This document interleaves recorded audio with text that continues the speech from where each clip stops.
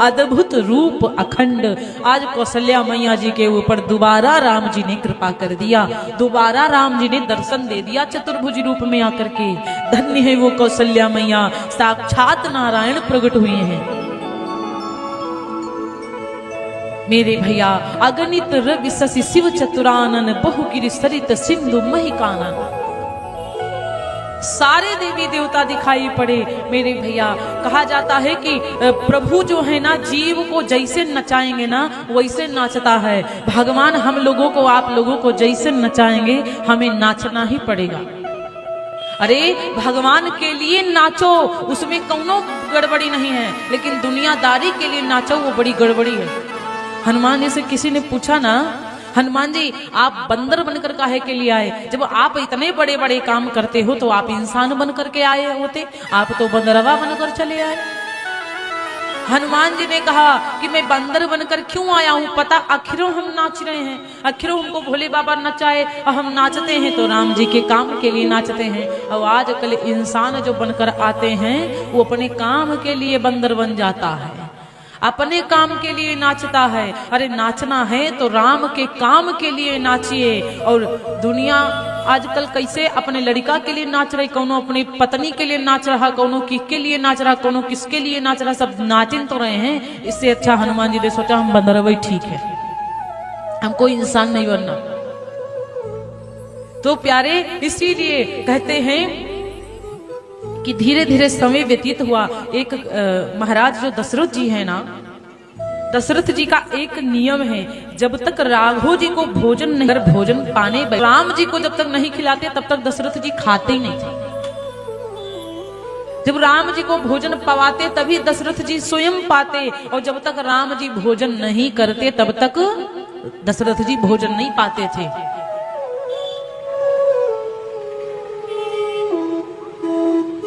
और हर व्यक्ति के जीवन में यही होना चाहिए। आजकल व्यक्ति क्या करता है, संत महंत क्या करते हैं, संत यदि मोटे मोटे हथपुइया रोटियां भी बनाते हैं ना, सूखियो रोटी बनाया ना, तो भी भगवान को याद करते हैं कि प्रभु जी आइए भोग लगाइए। और आजकल माताएं रोटियां सेकती जाएंगी, पति देवता निपटाते जाएंगे, क्योंकि ड्यूटी जाना है ना। भगवान आइए भोग लगाइए, कौन आइए भोग लगाइए, कौनो पता नहीं। प्यारे कहा जाता कि जो प्रथम रोटी होती है ना, जो पहली रोटी होती है वो होती है गौ माता की। कैसी? गैया मैया की होती है पहली रोटी, और दूसरी रोटी है सासू अम्मा की। दूसरी रोटी सासू अम्मा की होती है, और तीसरी होती है पति देवता की, और चौथी होती है बहुरिया की, लास्ट वाली रोटी। लेकिन आजकल सब उल्टा है, गैया वाली रोटी पति देवता खा जाते हैं, चाहे पत्नी कितनों बरबराए डाले उनको सुनना है, बोल नहीं आएगा। सास वाली रोटी बहुरिया विचार कर रही, सासू अम्मा पता नहीं कब आवे, तब तक हम निपटाई दे। सास वाली रोटी बहुरिया पा लेती है। जितना सासू अम्मा चक चक चक चक नहीं करती, उससे ज्यादा बहुरिया चक चक करती रहती है। और तीसरी जो पति देवता वाली होती है वो आती है सासू अम्मा, विचार करती हैं खाए ले थोड़ा सा। तीसरी लड़का वाली रोटी खा गई, जो लड़का को कहना चाहिए वो हम नहीं कहता, तो सासू अम्मा बिल्कुल गई बनी रहती। और कौनो सासू अम्मा होती तो मार धड़ाम दे देंगी, कहेंगी वैसे नहीं वैसे करो। क्योंकि सासू पता किसको कहते हैं, जो सास ना ले दे बहुरिया को, वो होती है सास। लेकिन कौशल्या माँ से सीखिए, सासू जितनी बैठी है ना, कौशल्या जी से सीखना चाहिए। कौशल्या मैया अपनी बहू से यदि प्रेम पाना है, यदि बहू की बढ़िया गर्मा गर्म रोटियां खाना है तो बुराई बिल्कुल ना करिए। उसकी मायके वाले जब जब आवे खूब प्रशंसा करो, अरे हमारी बहुरिया तो गाय है गाय, चाहे कबू रोटी गर्म ना देती हो, लेकिन मायके वालों के सारे हमारी बहुरिया रोज सुबह उठ करके गर्म गर्मा रोटी खिलाती है, बहुरिया गैये बन जाएगी। सोचेगी सासू अम्मा इससे बड़ी प्रशंसा करती, चलो ठीक है सुधर जाए, भले दिन भर फोन चलाए कोनो फर्क नहीं पड़ता। राम कथा तो वही है ना, राम कथा हमारे जीवन की कथा को सुधारने वाली है। सुनते तो बहुत है राम कथा, लेकिन राम कथा जीवन में उतर जाए उसी की व्यथा दूर हो जाएगी। अब इस प्रकार से भगवान राम जी बड़े होने लगे। कहा जाता है लड़का यही से लक्ष्मण का रघुबर से प्रेम अपार हुआ, और उस ओर भरत जी से श्रवण करिए कहा जाता है, ना हम कीन्ही साधु सेवा, ना हम कीन्ही साधुवा, ना हम कीन्ही साधु सेवा, ना हम कीन्ही साधु सेवा। विप्रन दान दियो नैया, मोरी छोड़ो न बलिया, सिया के सैया मोरी छोड़ो, सिया के सैया मोरी छोड़ो न भैया, सिया के सैया मोरी छोड़ो न भैया।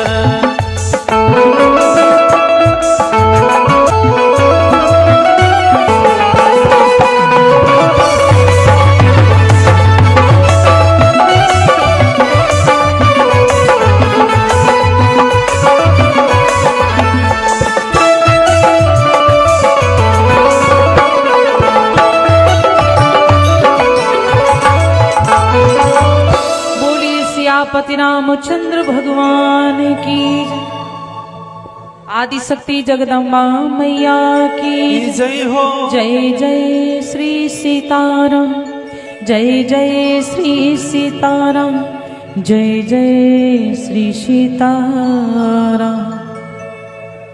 धीरे धीरे समय व्यतीत होता जा रहा है। भगवान इसी प्रकार खूब आनंद में मगन है, खूब आनंद ले रहे हैं। अयोध्या वासियों को आनंद में डुबो करके रख दिया। आनंद ना कभी दिखाया नहीं जा सकता, आनंद कभी बताया नहीं जा सकता कि कैसा होता है। जो आनंद अंदर होता है ना, प्रसन्नता जो अंदर होती है ना, किसी को हम बता नहीं सकते कि हम किस प्रकार प्रसन्न हैं। जैसे कि चीनी मीठी होती है, यदि आपको चीनी खिला दिया जाए और आपसे कह दिया जाए कि चीनी कैसी है, कि चीनी मीठी है, लेकिन मीठा स्वाद लग कैसा रहा है, जब तक आप स्वयं नहीं चख लेंगे तब तक वो बताने वाले चीनी कैसी मीठी है, वो मीठा तो बता देंगे कि मीठी है, लेकिन कैसी मीठी है वो नहीं बता पाएंगे। जब तक आप स्वयं नहीं चखोगे, जब तक जिह्वा पर खुद नहीं रख लोगे, तब तक नहीं पता चल पाएगा कि कैसी मीठी है। यही पता चलेगा कि मीठी है, लेकिन स्वाद बिल्कुल मीठा लगता कैसा वो नहीं पता चले, खाना पड़ेगा। कथा में आए हो, कथा में आनंद आएगा, अच्छा लगेगा, सब कुछ है, लेकिन प्यारे कहा जाता है कि कथा जीवन में उतर जाए और कथा से हमारी व्यथा दूर हो जाए तो फिर क्या बात है। राम कथा कालिका कराला, राम कथा बिल्कुल काली के समान है। जैसे काली माता महिषासुर नाम के राक्षस का वध करती, उधर पापों को बैठे हैं, जो पाप बैठे हुए हैं उनका नाश कर देती है राम कथा। राम कथा हाथों की वो सुंदर तारी है, जैसे कि ताड़ी बजाने से पक्षी उड़ जाते हैं ना, उसी प्रकार हमारे सर के ऊपर जो पाप का पक्षी बैठा हुआ है ना, भगवान की कथा सुनने से वो पाप का पक्षी उड़ जाएगा। इसीलिए कथा सुनिए, इसीलिए कथा में आइए। जिनकी गुजर गई उनकी तो चलो बीता गई, लेकिन प्यारे जिनकी अभी बकाया है वो गुजारने के लिए बढ़िया से भगवान का नाम लें। जिन्हों बुढ़ापा हो गया, जिनका गुजर गया तो गुजर गया, लेकिन जो भी जवान है संभलने की जरूरत तो उनको पड़ेगी।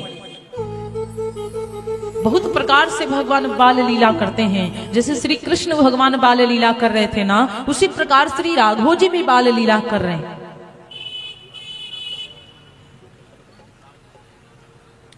तो मेरे भैया कहा जाता भी राघव जी गए गुरु ग्रह गए पढ़न रघुराई, अल्पकाल विद्या को मारने के लिए, शिकार करने के लिए जाते हैं। अब बहुत सारे ऐसे भक्त हैं जो प्रश्न कर देते हैं। यहाँ पर संदेह उत्पन्न हो जाता है कि राम जी थे जीवों को क्यों मारते थे, मृगों को क्यों मारते थे, क्योंकि लिखा है पावन मृग मारहि जिय जानी। कौन से मृगों को मारते थे? पापी मृगों को नहीं मारते थे राघव जी, उन मृगों को मारते थे जो पावन थे, जो पवित्र थे। क्योंकि जो पहले सतयुग में संत ऋषि महंत हुए, भगवान जो अवतार लिए, तो संतों ने भी कहा कि प्रभु भले मुझे मृग बना दो, आप अपने बाण से मार दो, क्योंकि राम जी जितने लोगों को मारा है ना, उनको तारा जरूर है। प्रभु ने मारा है तो तारा है, रावण को भी मारा तो तारा। बहुत लोग तो नाम लेने से तर गए, बहुत लोग भगवान के बाण के मरने से तर गए। इसीलिए पावन मृग मारे ही जिय जानी, दिन प्रति नृप ही दिखाओ वही आनी। जे मृग राम बाण के मारे, ते तनु तज परलोक सिधारे। सिधारे भगवान के बाण से जो मरता था वो परलोक चला जाता था, प्रभु के सानिध्य में चला जाता था। धीरे धीरे यही समय व्यतीत हो जाता है। प्रातः काल उठ के रघुनाथा, मात पिता गुरु ना वही माथा। जब धीरे धीरे समय व्यतीत हुआ, यहाँ की बाल लीला समाप्त करके पूज्य पाद गोस्वामी तुलसीदास जी महाराज आगे को बढ़ जाते हैं और आगे क्या लिखते हैं। यह सब चरित कहाँ मैं गाई, आगिली कथा सुनहु मन लाए। यह सब चरित कहाँ हम गाए, आगिली कथा सुनो मन लाए। अगली कथा श्रवण करिए। ये सब चरित्र मैंने गा करके सुनाया। पूज्यपाद गोस्वामी तुलसीदास जी ने बड़ी सुंदर चौपाई लिखी। विश्वामित्र महामुनि ज्ञानी, बसहि विपिन शुभ आश्रम जाने। विश्वामित्र महामुनि ज्ञानी, बसहि विपिन शुभ आश्रम जाने। महाराज श्री विश्वामित्र जी एक आश्रम में रहते हैं, बक्सर में रहते हैं। वहां पर बड़े बड़े निशाचर आते हैं, और जब निशाचर आते हैं तो विश्वामित्र जी तपस्या पूर्ण कर चुके थे, यज्ञ करना चाहते थे। हवन कुंड को बनाते हैं, पूजा सामग्री को लाते हैं, रखते हैं, और तारुका नाम की राक्षसी, मामा मारीच और सुबाहु नाम का राक्षस आकर के नष्ट भ्रष्ट कर देता, हवन कुंड को बिगाड़ देता है, सामग्री को फेंक देता है, उलट पुलट कर देता है। अब रोज का नियम है, रोज प्रातः काल सुबह बढ़िया इंतजाम करते हैं विश्वामित्र जी, और राक्षस आकर के उनका यज्ञ होने ही नहीं दे रहे हैं, परेशान कर रहे हैं। इसीलिए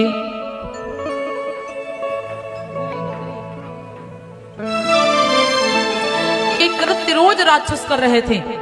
एक दिन का हो जाए, कहे जाए 2 दिन का हो जाए, नहीं 3 दिन का, 4 दिन का, नहीं, रोज प्रतिदिन का नियम राक्षसों का था कि यज्ञ नहीं करने दे रहे थे। उसी समय गाधी तनय मन चिंता व्यापी, गाधी तनय मन चिंता व्यापी, हरि बिना निश्चर पापी, चिंता व्यापी, गाधी तनय मन चिंता व्यापी, हरि बिनु।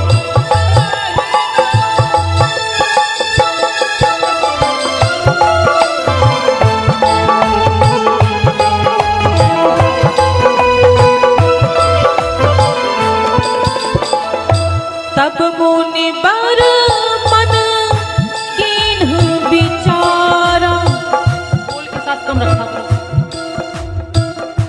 तब मुनि बर मन कीन्ह विचारा, प्रभु अवतरियु हरन महि भारा।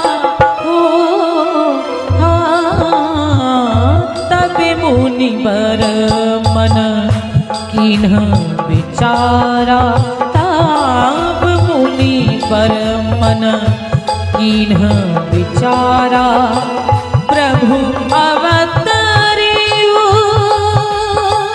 हरन महि भारा। तब मन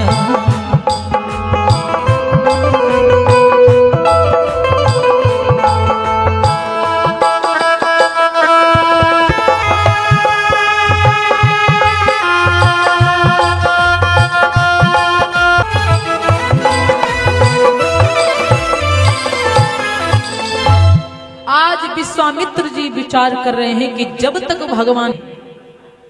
तक प्रभु नहीं आएंगे, राक्षसों का मरण नहीं होगा, तब तक मेरी यज्ञ पूर्ण नहीं हो सकती है। विश्वामित्र जी विचार करने लगे कि प्रभु अवतरे हरन महि भारा, भगवान धरती का भार हटाने के लिए अवतार लिए हैं। ये हूँ मिस देखो पद जाई, करी विनती आनी दो भाई, आनो दो भाई। विश्वामित्र जी ने विचार किया, अयोध्या में आए हैं, जाता हूँ राजा दशरथ से विनती करूंगा, दोनों भाइयों को लेकर के बक्सर को आऊंगा। अब बक्सर को आएंगे तो राक्षसों का नाश करेंगे, तब जाकर के मेरी यज्ञ पूर्ण होगी। प्यारे, आज इतना आनंद में है विश्वामित्र जी, चल दिए अयोध्या को। चलते चलते एक बात विचार करते जा रहे हैं, आज राम जी मिलेंगे, आज दर्शन पावेंगे, आज राम जी को देखेंगे, राम जी हमें मिल जाएंगे, हमारी यज्ञ पूर्ण हो जाएगी। बस यही सोचते सोचते कब रास्ता कट गया कोनो पता नहीं चला। भगवान से मिलना है, आनंद आएगा, कब रास्ता कट गया पता नहीं चला। विश्वामित्र जी पहुंच गए कहां? विश्वामित्र जी महाराज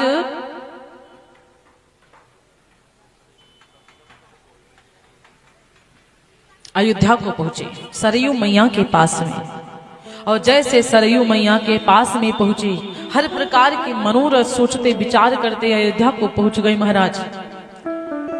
और जैसे ही विश्वामित्र जी अयोध्या को पहुंचते हैं, सरयू जी में स्नान किया। अब बहुत लोग कहते हैं कि सरयू जी में स्नान किया था, बाबा जी नहा के नहीं आए थे क्या? प्यारे, वो संत हैं और वो सरयू हमारी माँ है। वो ऐसी नदियां हैं, पवित्र नदियां हैं। सरयू हो गई, गंगा मैया हो गई, यमुना मैया हो गई, सरस्वती मैया हो गई, इन और नैमिषारण्य हो गया। जब तक स्नान नहीं करोगे तब तक अधूरा सा लगेगा। नदियां मिल जाएं, अगर ये माताएं अगर पहुंच जाओ यमुना मैया के पास तो नहा करके जरूर आओ, गंगा मैया में नहा के जरूर आओ, सरयू मैया में नहा के जरूर। और वो हमारे संत हैं, और संत स्नान ना करें तो कहाँ फिर हो सकता है? वो तो नहाएंगे ही नहाएंगे। स्नान ध्यान किया, लेकिन तब तक राजा दशरथ जी को पता चल गया कि महाराज विश्वामित्र जी आए हैं, विश्वामित्र जी आए हैं। और जैसे पता चला तो ये नहीं विचार कि आए हैं तो आ ही जाएंगे। आजकल ऐसे ऐसे लोग हैं ना, पता चल जाएगा कि आ गए हैं, बस यही सोचेंगे अरे आए हैं तो आ ही जाएंगे। राम कथा में यही छोटी छोटी बातों को जीवन में उतारना। यदि मेहमान आ जाए तो ये ना सोचो मेहमान वहां खड़ा है तो आ ही जाएगा, अरे तुरंत आगे पहुंचो जा करके, बढ़िया प्रेम से बुला करके लेके आओ, प्रणाम करो, नमस्ते करो, सम्मान करो, तो चलो अच्छी बात है। अब ये ना सोचो आए हैं तो आ ही जाएंगे।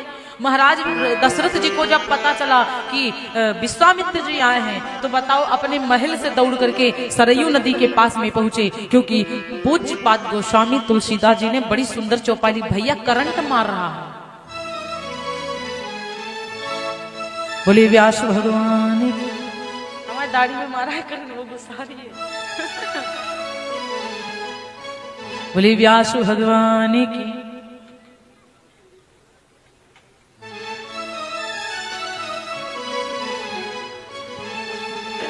और जब दशरथ जी महाराज को पता चला कि विश्वामित्र जी महाराज आए हैं, मुनि आगमन सुना जब राजा, मुनि आगमन सुना जब मिलन गए विप्र समाजा, मुनि आगमन सुना जब राजा, मुनि आगमन।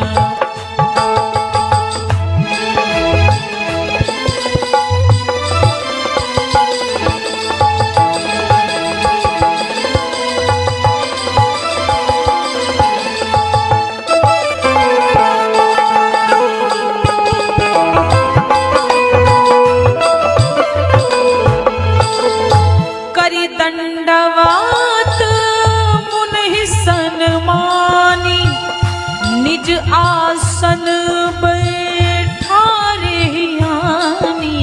ओ हाँ, करी दंडवत मुनि सन्मानी, कारी दंडवत मुनि सन्मानी, निज आसन बैठारे हियानी।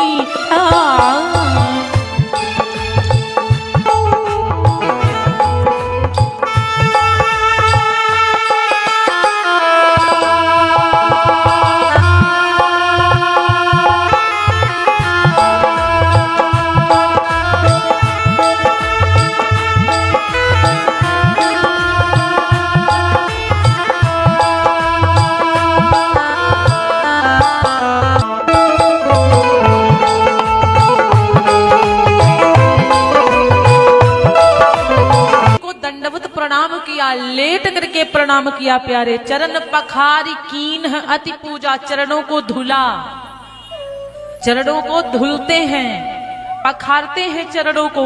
और आज विश्वामित्र जी से दशरथ जी ने कहा मौसम आज धन्य नहीं दूजा, हमारे जैसा कौनो आज धन्य नहीं होगा प्यारे, क्योंकि संत सबके द्वार नहीं जाते और जिसके द्वार पर संत आ जाए समझो उसका कल्याण हो गया।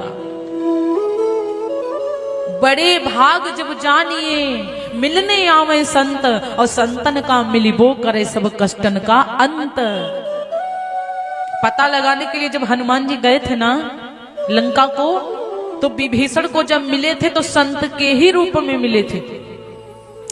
विभीषण जी को जब मिले थे तो संत के रूप में मिले थे। आज दशरथ जी ने कहा मेरे समान कोनो धन्य नहीं होगा महाराज, क्योंकि आज आप मुझे मिले हैं, आज आप आए हैं। पुण्य चरण मेले सुतचारी, अपने चारों बच्चों को बुलाया, राम लक्ष्मण भरत शत्रुघ्न और विश्वामित्र जी के चरणों में डाल दिया। और राम देख मुनि देह विसारी, राम जी को देखा देह की सुधि नहीं रह गई। हम इतनी दूर से आए हैं, थक करके आए हैं, कुछ बैठेंगे कि नहीं बैठेंगे, सब भुला करके राघव जी को देख रहे हैं, राम जी को देख रहे हैं, राम जी को देख रहे हैं, राम जी को देख रहे हैं। भय मगन देखत मुख शोभा, जनु चकोर पूरन मसी ससिलोभा। जैसे चकोर पक्षी चंद्रमा को देखता है तो देखता ही रहता है ना, वैसे ही बात कर रहे हैं दशरथ जी से, देख रहे हैं राम जी को। और दशरथ जी देख रहे हैं कि विश्वामित्र जी को क्या हो गया, हमारे बड़कऊ को काहे देख रहे हैं। अरे विश्वामित्र जी महाराज बात हम तय कर रहे हैं, देख रहे हैं हमारे बड़कऊ राम को। अब राजा दशरथ विचार करने लगे, बहुत डरते हैं कि हमारे राम को कोनो हमसे दूर ना कर दे। चौथेपन में 4 लड़का पाए हैं, एक को लड़का कोई को नहीं दूंगा। अब जैसे दशरथ जी बार बार सोच रहे हैं कि पता नहीं काहे हमारे बड़कऊ राम को देख रहे हैं, तुरंत कहने लगे के ही कारण आगमन तुम्हारा।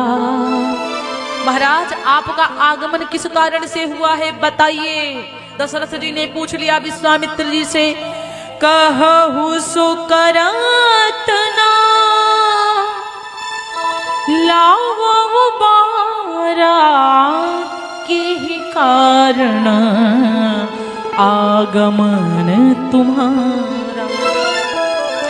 गुरुदेव जी आप बताइए किस लिए आए हैं, के कारण आगमन तुम्हारा, क्यों आए हैं आप, तनिको सोच विचार ना करो। आप प्रशंसा चालू कर दिया विश्वामित्र जी ने। दशरथ जी की इतनी प्रशंसा करी महाराज, मैंने सुना कि आपके द्वार कुम्नो आ जाए तो खाली हाथ नहीं जाता है, कुछ ना कुछ उसको लेके जाना पड़ता है, लेके मतलब आप दे देते हैं, खाली हाथ नहीं भेजते। महाराज हम कुछ याचना लेकर आए हैं, कुछ मांगने आए हैं। दशरथ जी ने कहा क्या महाराज क्या मांगने आए हैं। विश्वामित्र जी थोड़ा सा संभाल करके बोले, कहने लगे सुनो मेरी बात को, कि मैं यज्ञ जिस समय करता हूँ दुख मुझको निश्चर देते हैं, कि पूजा सामग्री हमने कुंड सब नष्ट भ्रष्ट करी देते हैं। मैं जिस समय यज्ञ करता हूँ ना, मेरी पूजा सामग्री को, हवन कुंड को सब नष्ट भ्रष्ट कर देते हैं। इसीलिए महाराज मैं राम जी को लेने के लिए आया हूँ। असुर समूह सतावहि मोहि, असुर समूह सतावहि मोहि, मैं जांचन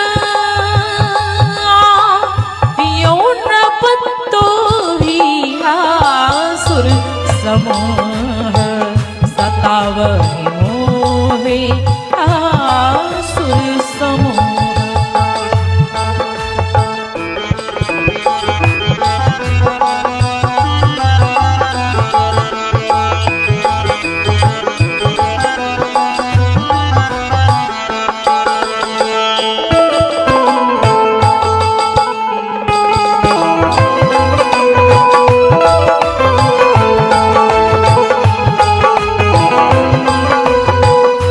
और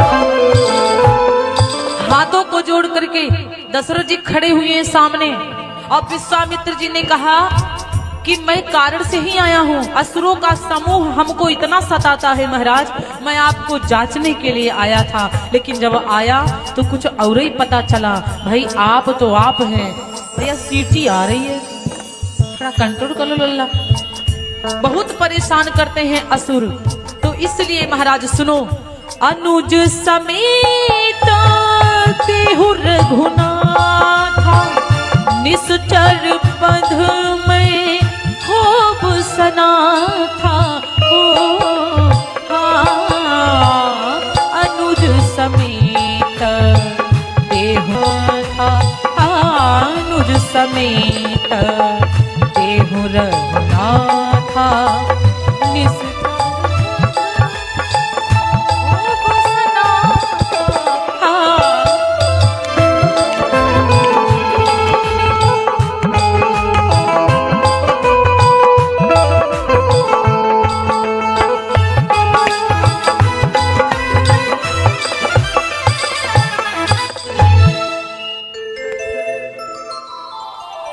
अनुज समेत देहु रघुनाथा, छोटे भैया के साथ में हमको भगवान जी को दे दो।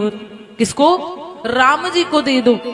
दशरथ जी ने जैसे इतनी बात सुनी, मानो कि कमल पर पाला पड़ गया हो, मानो आलूवन में पटका लग गया हो। पटका कहता है। इतना परेशान हो गए महाराज दशरथ जी, ऐसे परेशान हो गए कि पाला पड़ जाए तो पूरी सरसों सूख जावे ना, उसी प्रकार दशरथ जी एकदम तो सुखाए गए। और जब दशरथ जी महाराज एकदम से सुखा गए, अरे भैया सुनी राजा की अप्रिय बानी, राजा की अप्रिय मतलब सुन राजा अति अप्रिय वाणी। राजा विश्वामित्र जी की बड़ी, विश्वामित्र जी जो वाणी थी ना बड़ी अप्रिय लगी, और विश्वामित्र जी की जो वाणी थी अप्रिय लगी, हृदय कांपने लगा और मुख दुत कुमलानी, पूरा मुंह जो है पेड़ कमल की तरह कुंभला गया, पूरा चेहरा सुखा गया, मुख पूरा सूख गया। आज इतना परेशान हो गए महाराज श्री दशरथ जी। दशरथ जी ने हाथों को जोड़ करके विश्वामित्र जी से कहा, प्रभु चौथे पन पायो सुतचारी, और विप्र बचन नहीं कहे वो बिचारी।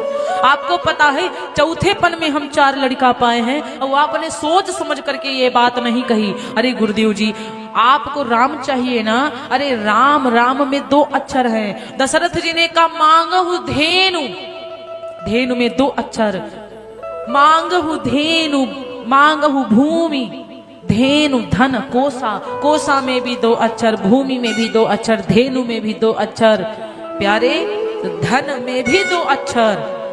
कहा मांगहु भूमि धेनु धन कोसा, सर्वस देहूं, पूरा सब कुछ दे दूंगा, सर्वस देहूं। आज शहरोसा एक बार कह दो, सब पूरा अपना महल दे दूं, अपना राजपाट दे दूं, अपना धन दे दूं, सब कुछ दूं, लेकिन मेरे भैया आज दशरथ जी ने कहा देत प्राण, देह प्राण ते प्रिय कछु नाही, देह से प्रिय और प्राण ते प्रिय कुछ नहीं होता है। हर व्यक्ति खाता है तो पर शरीर को जियाने के लिए खाता है, कमाने जाता तो शरीर को जियाने के लिए। राम जी को बड़ा कष्ट हुआ।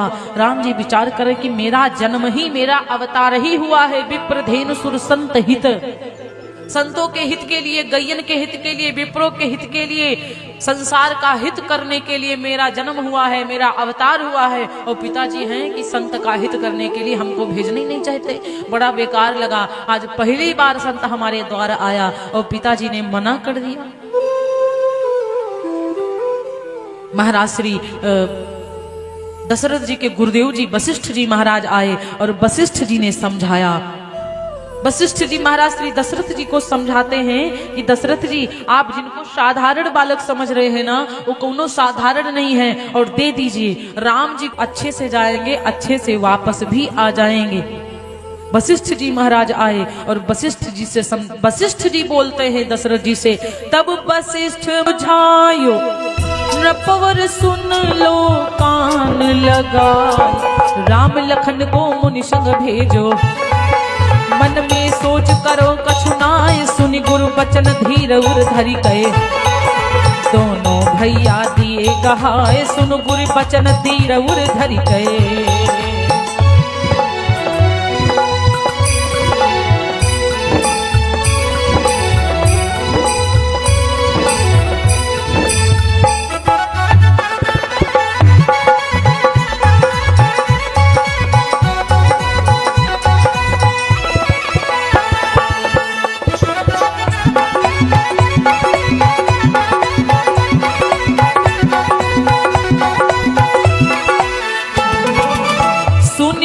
बचन धीर दिल धरी के, दोनों भैया दिए गहाए। अपनी माता से आज्ञा लेके राम लखन चल दिए हरसाए।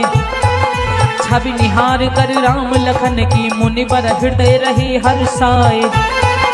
पावन कथा सुनावत जाए, विकट बनन में पहुँचे जाए, विकट जंगल में पहुँचे जाए।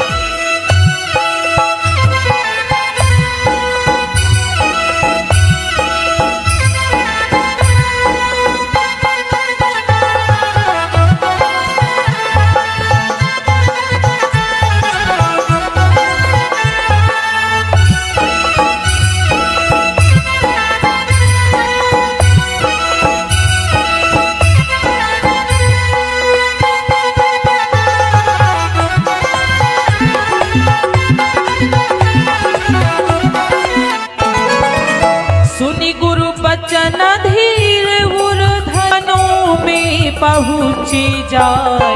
पावन कथा सुनावत जाए, सुन लो भैया ध्यान लगाए। पावन कथा सुनावत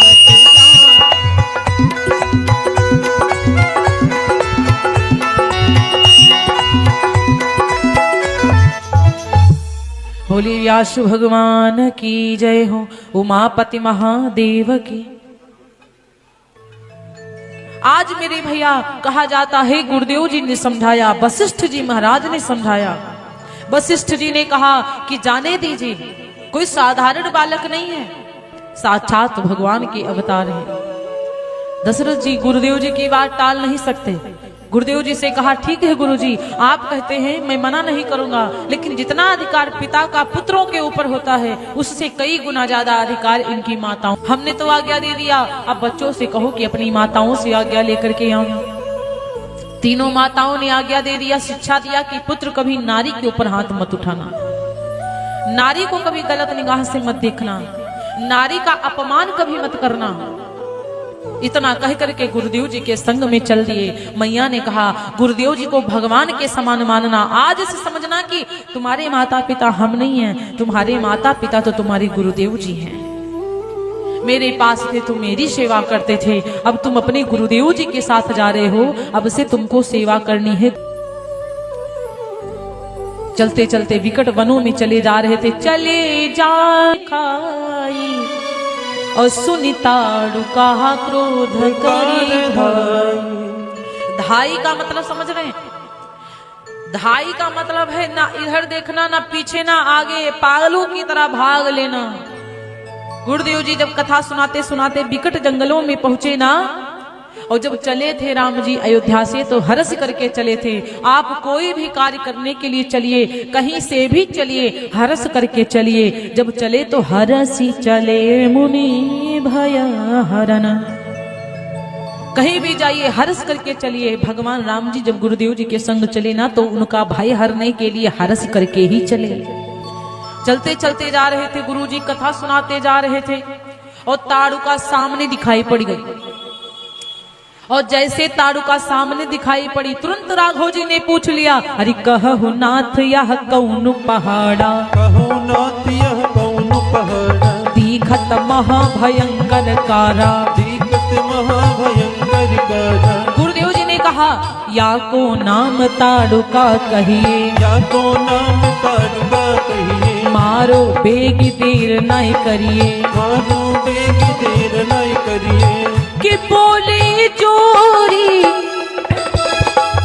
बोले चोरी तो हाँ था, कि बोले राम चोरी तो हाँ था, हमारे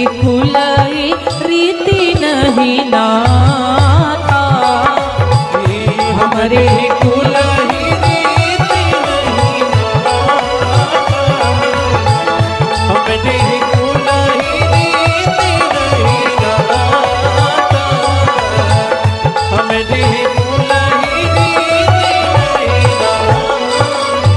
आज जैसे काले काले पहाड़ के समान ताड़ुका दिखाई पड़ी। राम जी ने कहा गुरुदेव बताइए काला काला पहाड़ के समान क्या दिखाई पड़ता है। गुरुदेव जी ने कहा मारो मारो राम, यही वो ताड़ुका है, जल्दी से मारो। राघव जी ने अपने तरकस से तुरंत बाण निकालिया, संधान दिया ताड़ुका की तरफ।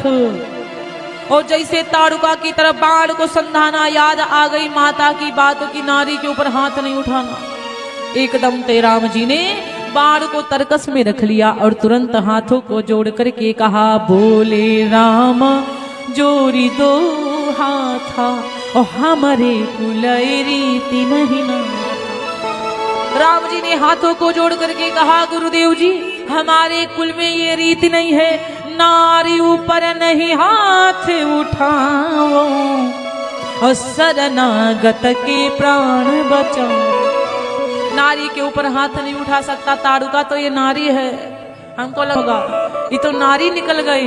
अरे गुरुदेव जी हम इसको नहीं मार सकते। गुरुदेव जी ने कहा क्यों नहीं मार सकते, क्योंकि ये नारी है। गुरुदेव जी ने कहा धन्यवाद है तुम्हारी मातारी को कि तुम्हारी मैया ने बड़ी सुंदर शिक्षा दिया कि नारी को कभी नहीं मारना, लेकिन ये नहीं बताया कि कौन वाली नारी को नहीं मारना है और कौन वाली नारी को नहीं छोड़ना है, क्योंकि गुरु बिना ज्ञान अधूरा ही रहता है और गुरु नहीं होंगे तो ज्ञान पूरा नहीं होगा।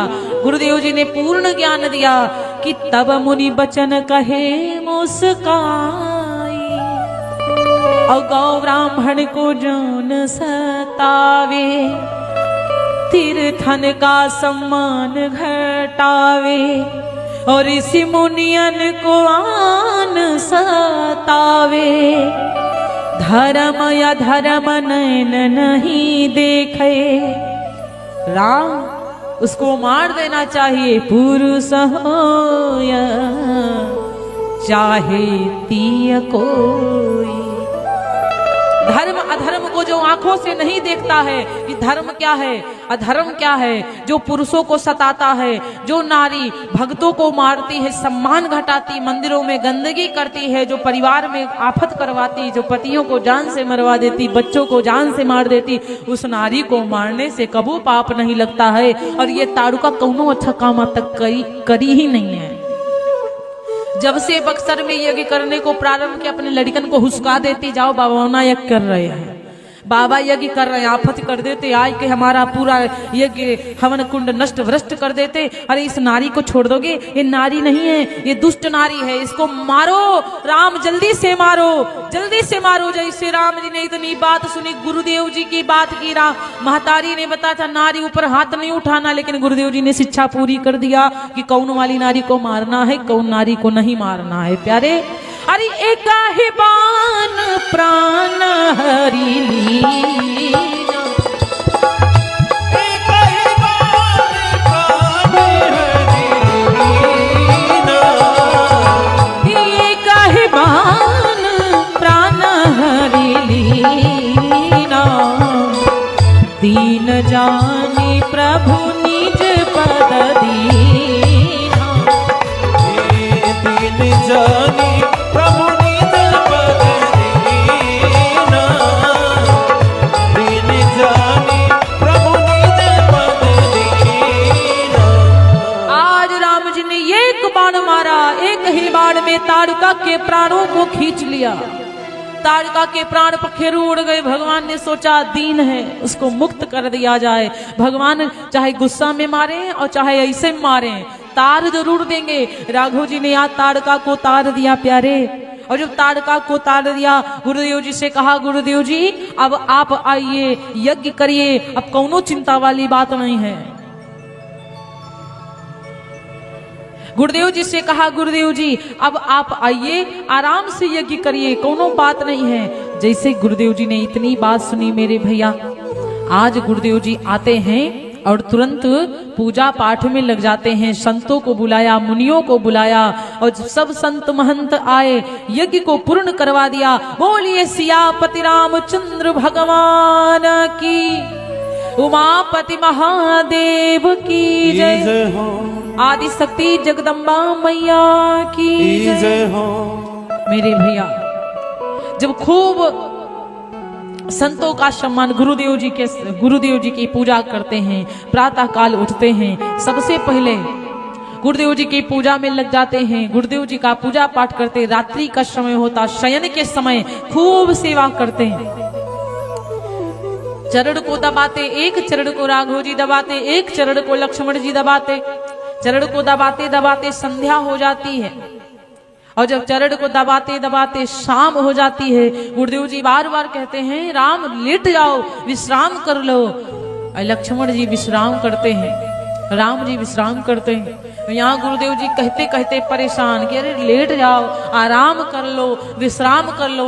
और ये शिष्य हैं कि विश्राम करना नहीं चाहते, गुरु की सेवा करना चाहते। लेकिन वो पहले के गुरु थे त्रेता युग के, जो शिष्यों को तनिको कष्ट में नहीं देखते थे। और आजकल के गुरु होंगे तो शिष्यों को रातिये भर में सेवा करवा करके पधरा देंगे परम धाम। अब भैया एक गुरुदेव जी ऐसे ही थे। अब क्या हुआ कि एक उनका बढ़िया सुंदर सा शिष्य था जो गुरुदेव जी की खूब सेवा करता था। आज गुरुदेव जी विश्राम कर रहे हैं, उनका शिष्य आया और जैसे उनका चेला आता है, गुरुदेव जी ने देखा, बड़ी जोर से अंगड़ाई ली, आए गए, आओ बैठो आके। शिष्य महाराज आए। अब शिष्य महाराज थोड़ी दूरी पर बैठ गए। गुरुदेव जी ने कहा वहां क्या कर रहे, यहाँ बैठो आके। अब शिष्य महाराज आए, गुरुदेव जी के पास में बैठ गए और जब बिल्कुल पास में बैठ गए, चरण के पास में, तो विचार करने लगे गुरु जी बार बार इधर उधर अपना पैर कर रहे हैं, तो इसका मतलब पीड़ा हो रही होगी, दर्द हो रहा होगा चरण में। चेला ने धीरे धीरे हाथ अपना पांव के ऊपर पहुंचा दिया। गुरुदेव जी को बड़ा विश्राम लगा। अब चेला ने विचार किया, गुरुदेव जी चाह रहे हैं कि हमारे चरण दबाओ। चेला ने क्या किया, चरण दबाना प्रारंभ कर दिया। विश्राम। अब गुरुदेव जी धीरे धीरे लेटने को व्यवस्था बनाने लग गए। अब गुरुदेव जी लेट गए।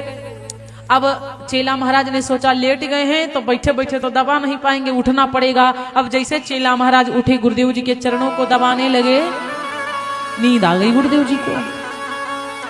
और जैसे गुरुदेव जी को नींद आई, कम से कम 1 घंटा सोए। 1 घंटा बाद आंखें खुली, देखा शिष्य महाराज अब यूं नहीं गए हैं, अभी चरण दबाए रहे। गुरुदेव जी कहते, भैया तुम कितने भाई हो? तो शिष्य ने कहा, गुरुदेव जी हम 5 भाई हैं। गुरुदेव जी ने कहा, अच्छा अच्छा, बड़ी सुंदर बात है।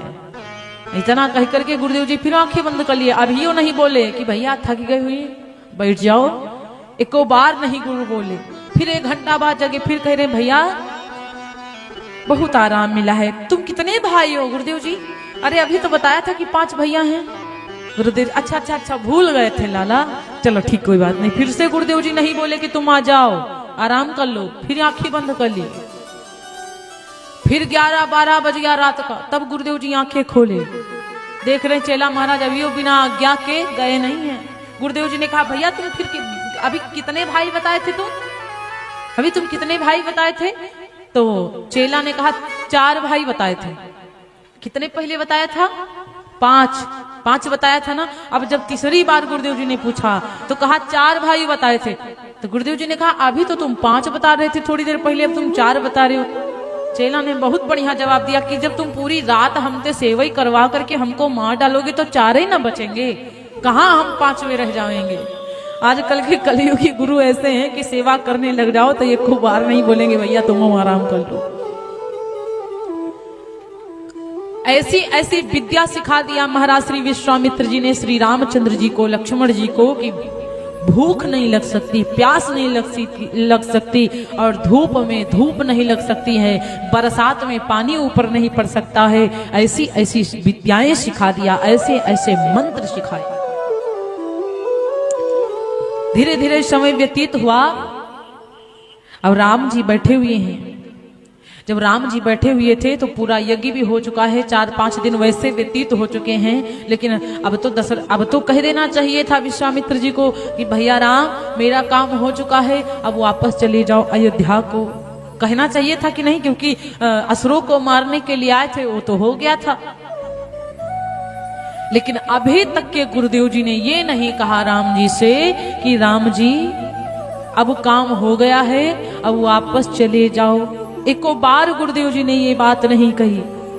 यहां तक के ताड़का को मारा, ताड़का को मारने के बाद असुर सुबाहु, एक था सुबाहु नाम का राक्षस, अग्नि बाण से उसको भस्म किया। मामा मारीच को मारा, मामा मारीच को बिना नोक वाला बाण मारा तो समुद्र के पार गिरा जाके। लेकिन गुरुदेव जी ने अभी तक के एको बार नहीं कहा कि राम जी मेरा काम हो गया है, अब तुम जाओ, क्योंकि मेन तो काम यही था गुरुदेव जी का, अयोध्या से कोई तरह से राम को बाहर निकाला जाए। राम जी को बाहर निकाल के ले ही आए थे। अब गुरुदेव जी ने कहा राघव जी आपसे हम कुछ ज्यादा तो नहीं कहना चाहते, लेकिन आपने मेरा एक यज्ञ पूर्ण कर दिया, अभी एक यज्ञ और बकाया है। कहा आपने एक यज्ञ पूर्ण कर दिया है, लेकिन अभी एक यज्ञ और बकाया है। राघव जी मुस्कुराने लग गए, लक्ष्मण जी मुस्कुराए भैया को देख करके कि भैया को हंसी आ रही है। अब राम जी तो कुछ नहीं कह सकते, राम जी तो कुछ बोलते ही नहीं है। गुरुदेव जी जो कहेंगे वही होगा। कौन सी यज्ञ है महाराज? अभी सीता स्वयंवर, वो धनुष यज्ञ है, जनकपुर वाला धनुष यज्ञ। जब तक आप वहां नहीं जाएंगे ना, वो यज्ञ भी नहीं पूरा होगा। आपने मेरी यज्ञ को तो पूर्ण कर दिया गुरुदेव प्रभु, लेकिन आप जब तक जनकपुर नहीं जाएंगे तब तक वो यज्ञ भी पूर्ण नहीं होगा। अब गुरुदेव जी बैठे थे, अब जनकपुर से ना एक निमंत्रण आ गया, और जब जनकपुर से एक निमंत्रण आ गया तो कह रहे हैं कि जनकपुर को चलना है। अब जनकपुर को चलने के लिए तैयार हुए, और जैसे तैयार हुए ना तो भी हर्ष करके तैयार हुए, क्योंकि बड़ी सुंदर चौपाई लिखी हुई है कि धनुष यज्ञ सुनी रघुकुल नाथा, धनुष यज्ञ सुनी रघुकुल नाथा, धनुष यज्ञ सुनी रघुकुल नाथा, धनुष यज्ञ सुनी रघुकुल नाथा, धनुष यज्ञ सुनी रघुकुल नाथा, हरसि चले मुनि वर के साथा, हरसि चले मुनि वर के साथा, हंसी चले मुनि वर के साथा, हंसी चले मुनि वर के साथा।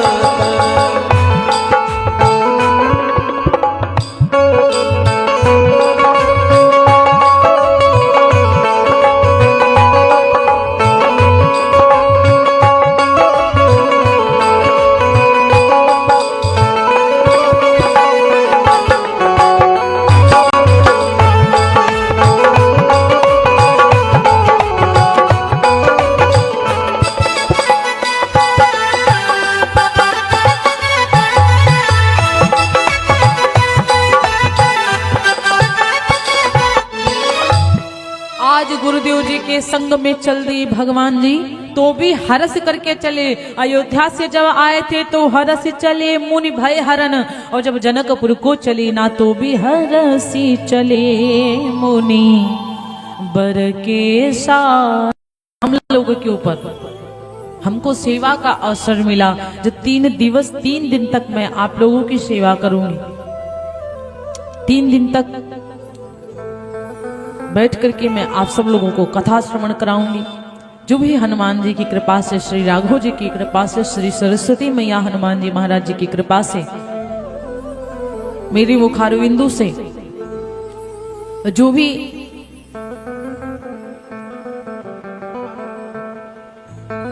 कथा मैं गाऊं, आप सब लोगों के जीवन में उतर जाए, आप सभी भक्तों का कल्याण हो जाए। बस मैं यही प्रभु से कृपा मांगती हूं अपने लिए और आप सभी भक्तों के लिए कि परमात्मा हमेशा यही कृपा बनाए रखिएगा कि जब तक मनुष्य योनि में हम सब भक्त हैं तब तक आपके चरण हमसे दूर ना हो, आपकी कथा हमसे दूर ना हो, आपकी कथा हम सुनाते रहें और आप लोग भगवान से कहिए प्रभु हम लोग कथा सुनते रहें,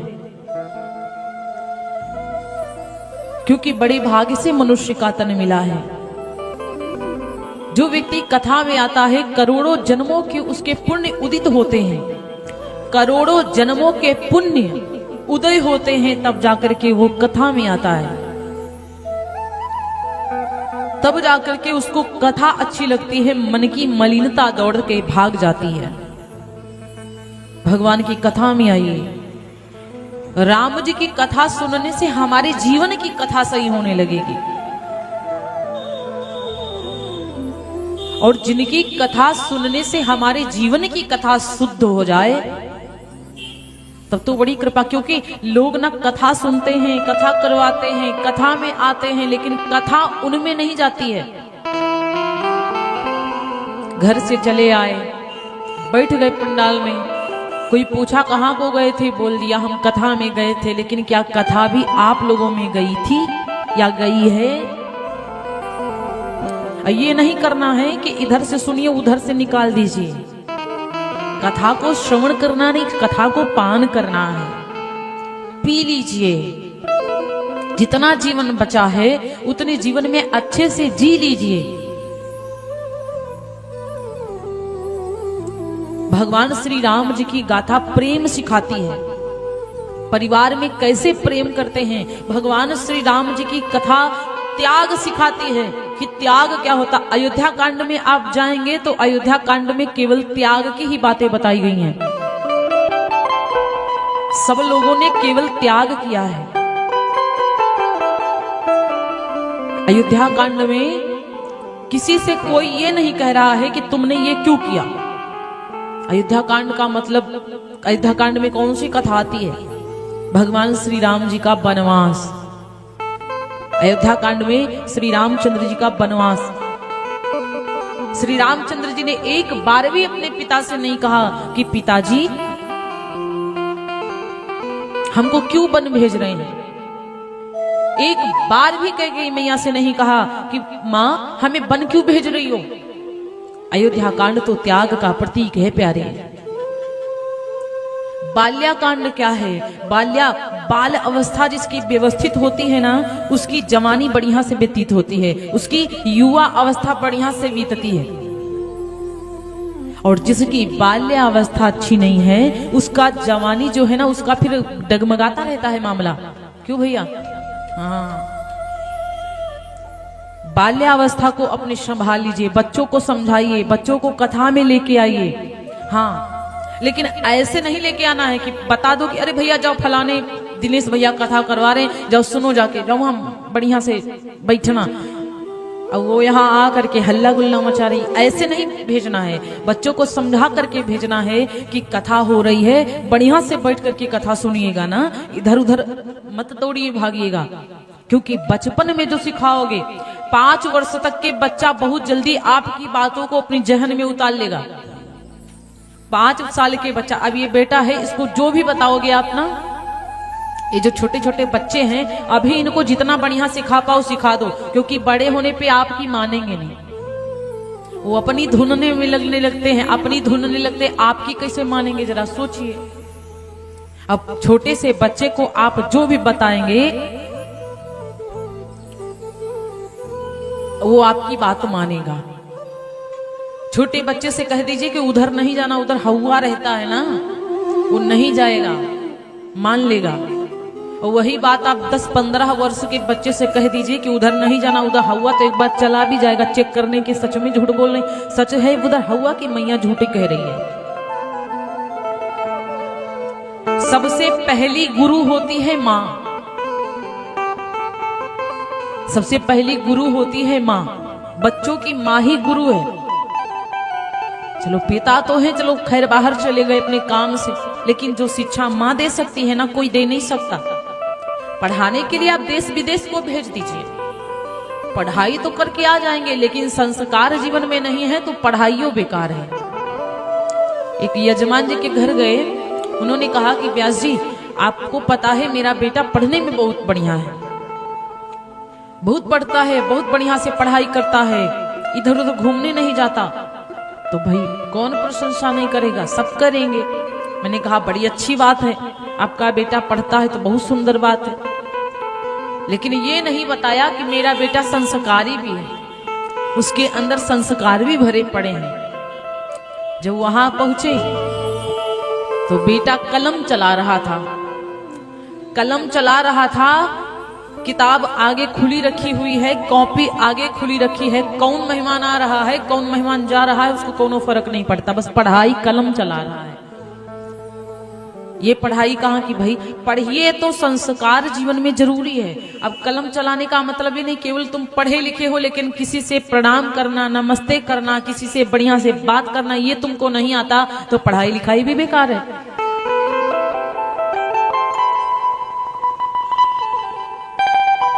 तो सबसे प्रथम पाठशाला माता पिता होते हैं। संस्कार तो बच्चे घर से ही सीखते हैं। बच्चों को संस्कार अपने घर से ही आप दीजिए। जब से राघव जी का प्राकट्य हुआ है ना, जब से रामचंद्र जी अयोध्या में जन्म लिए हैं, उनके 3 भाई और हैं। एक तो कैकेयी मैया जी के पुत्र श्री भरत जी महाराज, सुमित्रा मैया जी के 2 पुत्र हुए हैं। सुमित्रा माँ के 2 पुत्र हैं, एक पुत्र का नाम है लक्ष्मण और दूसरे पुत्र का नाम है श्री शत्रुघ्न जी महाराज। 1 महीना आनंद मनाते मनाते बीत गया, 1 महीना बीत गया और अब भी भीड़ लगी पड़ी है अयोध्या में। 50,000 आते हैं तो केवल 25 ही वापस जाते हैं। संख्या का डेवलपमेंट हो रहा है अयोध्या में। जब से राम लला जी आए हैं ना, तब से बहुत भीड़ रहती है वहां पे। अब कलयुग में राम लला आए हैं अयोध्या में तो इतना भीड़ रहती है, देश विदेश के लोग यहाँ दर्शन करने आते हैं राघव जी के। वो जब सचमुच भगवान राम जी का कौशल्या जी के धाम में प्राकट्य हुआ होगा, तब सोचिए जरा कितना भीड़ लगी होगी। तब तो पता नहीं कहां कहां से दूर दूर से आते होंगे भगवान के दर्शन पाने। जब आनंद मनाते मनाते अयोध्या में कुछ दिन बीत गए तो नामकरण करने का समय आया। और जब नामकरण करने का समय आया तो गुरुदेव जी आते हैं। गुरुदेव जी कौन है? दशरथ जी के श्री वशिष्ठ जी महाराज। नामकरण कर अवसर जानी, भूप बोली पठये मुनि ज्ञानी। नामकरण करने का जब अवसर गुरुदेव जी जानते हैं, महाराज दशरथ बड़े प्रेम पूर्वक गुरुदेव जी को बुलाते हैं। जब भी कोई कार्य करते हैं ना तो गुरुदेव जी से ही प्रारंभ होता है। जब भी कोई कार्य दशरथ जी करते हैं ना तो गुरुदेव जी से पूछते हैं जरूर। बिना गुरु के ज्ञान नहीं होता, और यदि फंस जाओ तो कोई जब तक रास्ता नहीं बताएगा तब तक आपको आगे का रास्ता नहीं पता चलेगा। तो जरूरी नहीं है कि आप एक गुरु जी बना लिए, वो तो आपको माला जाप करने के लिए बता दिए, लेकिन अभी इस जीवन में पता नहीं कितने अच्छे अच्छे लोग मिलेंगे जो रास्ता बताते जाएंगे, और पता नहीं कितने बेकार बेकार लोग मिलेंगे जो आपका रास्ता रोकते जाएंगे। संसार में हर प्रकार का जीव है, अच्छा भी है बुरा भी है। गुरु क्या है? गुरु का मतलब है अंधकार की तरफ से प्रकाश की तरफ ले जाना। जो व्यक्ति अंधियारे में पड़ा रह जाए और उसे रास्ता नहीं मिल रहा बाहर का, तो गुरु यदि रास्ता बता दे बाहर निकल जाए तो वो होता है गुरु। ब्रह्मा के समान गुरु होता है, विष्णु के समान गुरु होता है, पर ब्रह्म परमेश्वर महेश्वर के समान गुरुदेव होते हैं। अब मैं आप एक बात याद आ गई, एक गुरुदेव जी की बात बता दो। एक चेला महाराज थे, वो चेला महाराज बड़े ही गुरुदेव जी के आज्ञाकारी शिष्य थे। एक बार की बात है, चेला जी के पुत्र थे, बेटियां थी, विवाह भी हो गया था, लेकिन वो अपने गुरुदेव जी के पास रहते थे। एक दिन चेला महाराज जी के पास में ना घर का पत्र आ गया। घर का पत्र आता है तो पढ़ाई करते देखते हैं, उसमें लिखा था कि बेटी का विवाह है, आप चले आइए घर को। खर्चा पानी लगेगा कि नहीं लगेगा विवाह में, तो विचार करने लगा बेटी का विवाह है तो जाना ही पड़ेगा। थोड़ा सा दबते दबते गुरुदेव जी के पास में पहुंचा। गुरुदेव जी से कहा, गुरुदेव जी मेरी पुत्री का विवाह है तो घर को जाइए मैं। तो गुरुदेव जी ने कहा जाइए। तो चेला महाराज ने कहा, कब महाराज जी हम कल जावे? बोले हाँ कल जाओ। तो कुछ दब रहे हैं। चेला महाराज विचार करे, गुरुदेव जी से कुछ ले लूं, मांग लूं तब तो जाऊं, क्योंकि हम कहां से व्यवस्था बनाएंगे इतनी जल्दी। तो चेला महाराज ने कहा, गुरुदेव जी कुछ हो जाता। तो गुरुदेव जी ने कहा, क्या? तो बोले गुरुदेव जी कुछ हो जाता। बोले क्या हो जाता? चेला महाराज ने कहा, गुरुदेव जी बेटी का विवाह है, हमारे पास कुछ नहीं है, तो कुछ आप सहायता कर देते गुरुदेव जी। तो गुरुदेव जी ने कहा, हाँ हाँ बिल्कुल बिल्कुल, आप जा कब रहे हो? बोले कल। तो बोले कोई बात नहीं है, हो जाएगा। बोले कि गुरुदेव जी कल ना जा करके आज ही चले जाए तो? गुरुदेव जी ने कहा, हाँ ठीक है जाओ। दूसरे शिष्य को आवाज लगाई है, अरे अरे थोड़ा यहाँ बाहर आ जाओ। तो वो दूसरा शिष्य आया। तो गुरुदेव जी ने कहा, जाओ कुछ अनार रखे हुए हैं झोपड़ी में, ले आओ और 4-5 किलो लेके आना, इनको दे दो, इनकी बेटी का विवाह है। चेला बड़ा अटपट हो गया, अनार? तो गुरुदेव जी ने कहा, अनार ले आओ। 4-5 किलो अनार लेके आए, वस्त्र में बांध दिए और अपने चेला जी को दे दिया। और जब चेला को दे दिया, चेला से कहा कि जाओ ले जाओ, ये अनार ले जाओ। चेला ले तो लिया, रास्ते में विचार कर रहा है कैसे गुरुदेव जी हैं, अरे कुछ देते, धन वन देते तो कुछ काम भी आ जाता। ये 5 किलो अनार दिए, इसमें क्या क्या बना लेंगे भाई। चेला महाराज गुरुदेव जी के प्रति संशय कर रहे हैं, गुरुदेव जी के ऊपर संदेह कर रहे हैं, गुरुदेव जी को विचार कर रहे हैं कि गुरुदेव जी कैसे हैं, 5 किलो अनार दे दिया। गांव को पहुंच गए। जिस राज्य में रहता था ना ये, जिस राज्य में ये रहता था, वहां के एक राजा बहुत बड़े थे, उनकी बेटी बीमार पड़ गई थी। उस राज्य में ना एक को अनार नहीं होते थे। अब ये चेला महाराज गए तो जब राजा की बेटी बीमार पड़ी तो राजा ने पूरे गांव में ना हलचल मचवा दिया कि अनार जो देगा, अगर अनार मिल जाए राज्य में तो हमारी बेटी बच सकती है, राजकुमारी हमारी बच सकती है। अब भाई मंत्री लोग बहुत पूरे राज्य में ढूंढे, अनार नहीं मिले। जब उस आदमी को सुनाई पड़ा कि राजा अनार लेना चाहते हैं और राजा ने ऐलान किया है कि जो अनार देगा उसको मुंह मांगा धन दिया जाएगा, अब उसको बड़ा अच्छा मौका मिल गया। वो दौड़ करके मंत्रियों के पास आया, बोला महाराज अनार मैं लेके आया हूं, आप 5 किलो अनार ले लीजिए। अब 5 किलो अनार राजा को दे दिया और राजा बड़े प्रसन्न हुए। जूस बनाया गया, जूस बना करके उनकी बेटी को पिलाया गया। राजकुमारी उठकर खड़ी हो गई। राजकुमारी जब उठकर खड़ी हो गई तो राजा ने कहा कि देखो तुमने मेरी बेटी को बचाया है अनार दे करके, अब तुम बताओ हमसे क्या चाहते हो, क्या लोगे? अब वो चेला कहने लगा महाराज जी हमें लेना कुछ नहीं, हमें थोड़ा सा धन दे दीजिए, हमारी बेटी का विवाह है और हमारे पास तनिको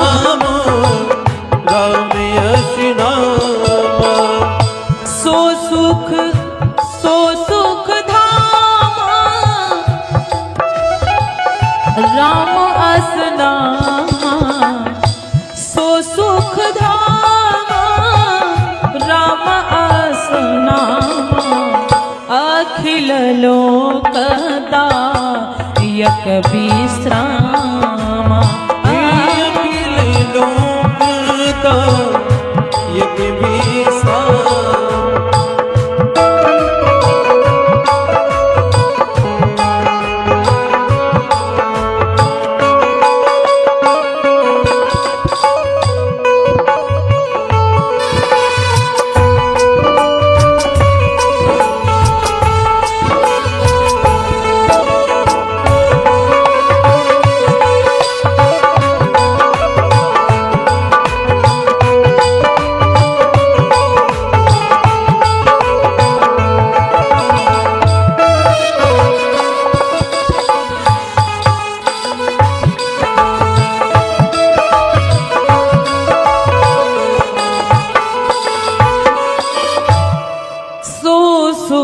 धाम राम शरण।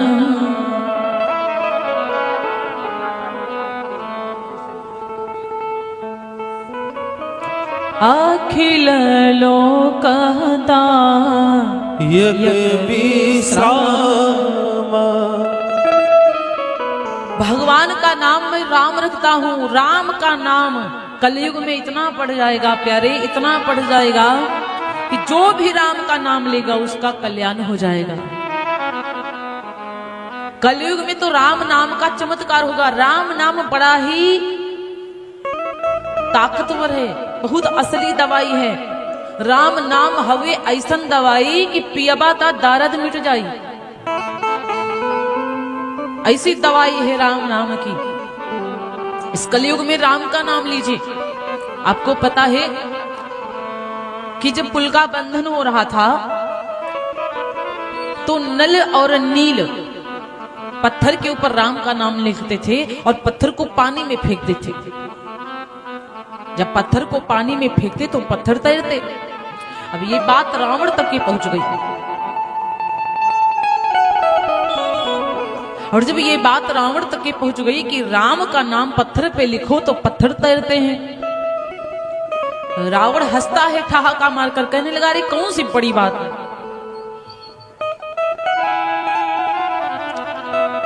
राम जी ने कहा कौन सी बड़ी बात है भाई। रावण ने कहा, जब रावण ने ये बात कही तो फिर क्या हुआ कि रावण आया और रावण ने कहा कि मैं भी अपना नाम पत्थर पर रावण रखूंगा, लिखूंगा और पानी में फेंकूंगा, देखना तैरेगा। अब रावण क्या करता है, रावण भी आया, पत्थर को उठाया, पत्थर के ऊपर रावण लिख दिया। रावण जब पानी में पत्थर को फेंकने वाला था ना तो वो जानता था, उसके दिल में डर था कि मैं जानता हूं कि पत्थर को रावण लिख करके फेंकूंगा पानी में तो तैरेगा नहीं। रावण को सब पता था। रावण ने राम की सौगंध दे दिया। रावण ने पत्थर को राम की सौगंध दे दिया कि पत्थर राम की सौगंध है तुझे, ये पत्थर तैरना चाहिए। पत्थर को फेंका, पत्थर तैरने लगा। क्यों? रावण को तब भी पता चला रावण जरूर लिखा था, लेकिन किसकी सौगंध, किसके नाम की सौगंध थी? राम के नाम की। यदि राम के नाम की सौगंध नहीं होती तो वो पत्थर तैरता नहीं, वो डूबा जाता। रावण को भी पता है कि राम के नाम में वो ताकत है ना, जो भी ले ले नाम उसका ही कल्याण हो जाए। अद्भुत है रावण, अद्भुत है रावण और अद्भुत है श्री राम। राम और रावण के जीवन में बहुत बड़ा अंतर है। रावण और राम में बहुत अंतर है। राम के पास में जितना प्राप्त है उतना ही उनके लिए पर्याप्त है और रावण के जीवन में जितना पर्याप्त है ना उसके लिए वही उतना भी कम है, अपर्याप्त है। रावण की इच्छाएं बढ़ती जा रही हैं। रावण अपनी इच्छाओं को बढ़ाता जा रहा है। पंच कन्याओं में सबसे सुंदर थी मंदोदरी। बताओ, अपनी पत्नी के ऊपर नहीं मनमुग्ध हुआ, एक तपस्विनी सीता के ऊपर जो पीली साड़ी को पहनकर जंगल में भ्रमण कर रही थी। पंच कन्याओं में इतनी सुंदर मंदोदरी, उसको ध्यान नहीं दे रहा है, तपस्विनी सीता को हर के लेके आया। रावण और राम में यही अंतर है कि राम के जीवन में जितना भी है प्राप्त है उतना ही पर्याप्त है और रावण के जीवन में जितना प्राप्त है ना उतना भी अपर्याप्त है, उतना भी कम है, बढ़ाना चाहता है। गुरुदेव जी ने कहा कि कलयुग में जो भी राम का नाम लेगा उसका जीवन धन्य हो जाएगा।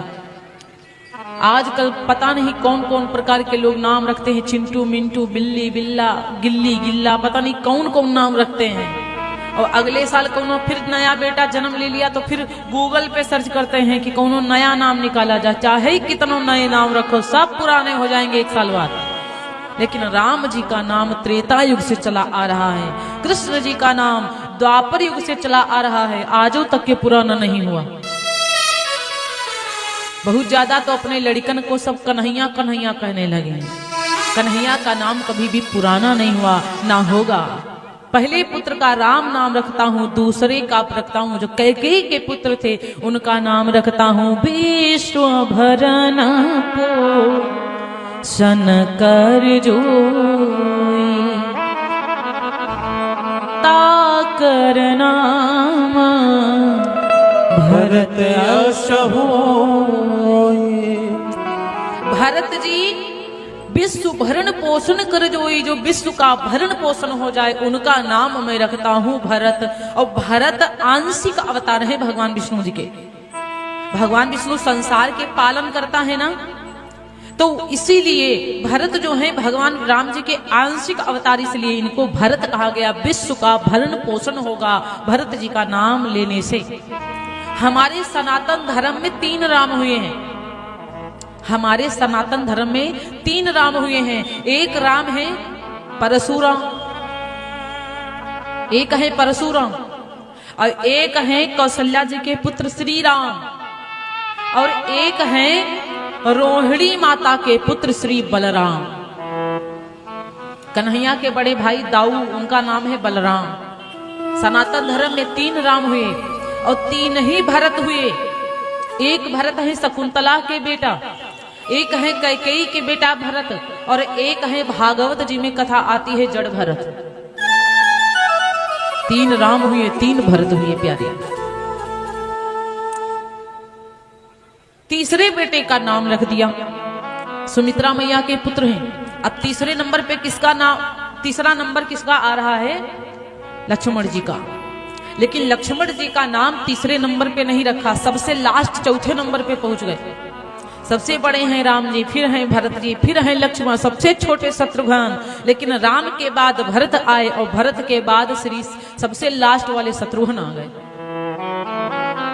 जाके सुमिरन ते रिपुनासा, जिसके सुमिरने से, जिसका नाम लेने से दुष्टों का नाश हो जाए, नाम शत्रुघ्न वेद प्रकाशा, शत्रुओं का नाश हो जाए। असली शत्रु कौन होता है? गांव के बाहर जो पड़ोसी हैं, लड़ाई झगड़ा करते हैं, दुश्मन हैं, वो नहीं असली शत्रु हैं। असली शत्रु तो हमारे अंदर ही विराजमान है। ईर्ष्या, दूसरों की बुराई करना, लालच करना, ये सब हमारे शत्रु हैं। शत्रुघ्न का नाम लेने से हमारे अंदर के ये जो शत्रु बैठे हुए हैं वो खत्म हो जाएंगे। जाके सुमिरन ते रिपुनासा, और नाम शत्रुघ्न वेद प्रकाशा। दूसरे नंबर पर आना चाहिए, दूसरे नंबर पर राम जी के भरत जी आए, लेकिन भरत जी के बाद लक्ष्मण जी का नंबर आना था, लेकिन शत्रुघ्न को मिला दिया। क्यों? क्योंकि भरत जी बड़े सीधे साधे हैं और शत्रुघ्न थोड़ा सा तेज है, चंचल है, थोड़ा तरार है। क्यों जोड़ी मिला दिया भरत की शत्रुघ्न के साथ? क्योंकि भरत जी बहुत राम की तरह सीधे हैं, इसलिए एक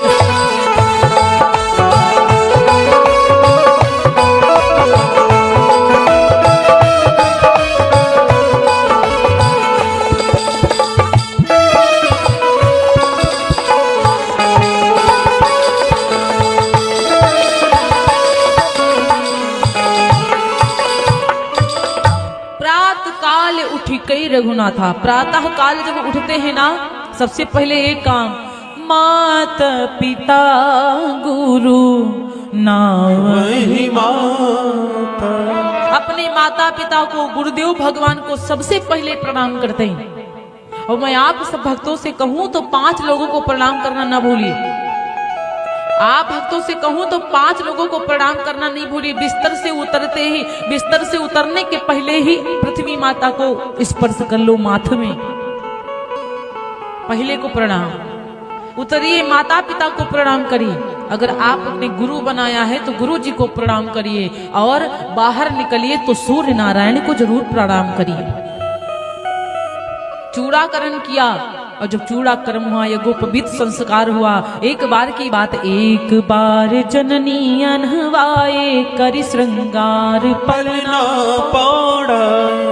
एक बार की बात, मैया कौशल्या जी राम जी को स्नान करवा करके, श्रृंगार करके पलना में पौढ़ाती हैं। उनके कुल देवता हैं, इष्ट देवता, उनका पूजा करने के लिए मैया कौशल्या ने पूरा इंतजाम कर दिया, पूरी व्यवस्था कर दिया। पूजा करके नैवेद्य को चढ़ाती हैं, मेवा मिष्ठान चढ़ाती हैं। फिर उसके बाद विचार करने लगी कि राम जी को देख करके आती हूँ, सो रहे हैं कि जग रहे हैं। भगवान को पूजा पाठ करके नैवेद्य चढ़ा करके प्रसादी भोग लगाकर राम जी को देखने गई, पलना में लेटे हुए हैं। कौशल्या मैया ने विचार किया राम जी तो सो रहे हैं, एक बार जरा पूजा घर को जाऊं और देख लूं कोई पूजा सामग्री में कमी तो नहीं है। जो नैवेद्य मिष्ठान फल फूल इत्यादि चढ़ाया था, देखा क्या कि राघव जी एक तो पलना में लेटे और दूसरे यहाँ बैठे वही नैवेद्य खा रहे हैं। मैया जी तुरंत अचंभित हो गई। बहुरी देखा बहुरी आई देखा, सुत जो हृदय कंप मन धीर न होई। वापसी आकर के देखा तो हृदय कांपने लगा। हृदय में धीरज नहीं रखा जा रहा है कि भगवान यहाँ जहाँ दुई यहाँ वहाँ दुई बालक देखा। एक तो वहाँ पलना में हमारा राम लेटा हुआ और एक तो यहाँ मंदिर में यहाँ वहाँ दुई बालक देखा। मति भ्रम, दिमाग खराब हो गया, मति भ्रमित तो हो गई। मोर की आन विशेखा, आखिर मुझे कुछ समझ नहीं आया। देख राम जननी अकुलानी, देख करके यहाँ पर राम को जननी परेशान हो गई। पलना में देखा तो राम लेटे, मंदिर में देखा तो राम लेटे। देख रावा मातहि निज अद्भुत रूप अखंड। आज कौशल्या मैया जी के ऊपर दोबारा राम जी ने कृपा कर दिया, दोबारा राम जी ने दर्शन दे दिया चतुर्भुज रूप में आकर के। धन्य है वो कौशल्या मैया, साक्षात नारायण प्रकट हुए हैं। मेरे भैया अगणित रवि शशि शिव चतुरानन, बहुगिरि सरित सिंधु महिकानन।